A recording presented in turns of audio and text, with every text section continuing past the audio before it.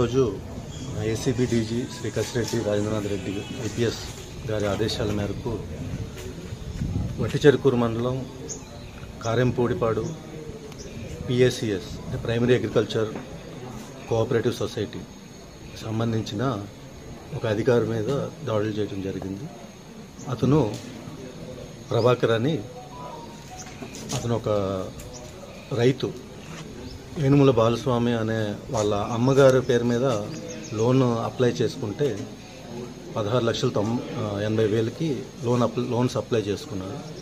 ఆ loans process చేయడానికి అనే నెపంతో ఈ ప్రభాకర్ గారు 40,000 లంచం డిమాండ్ చేయగా అది ఈరోజు అతను తీసుకుంటుండగా రెడ్ హ్యాండెడ్గా పట్టుకోవడం జరిగింది.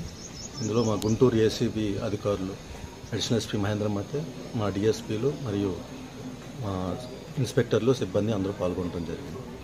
Thank you.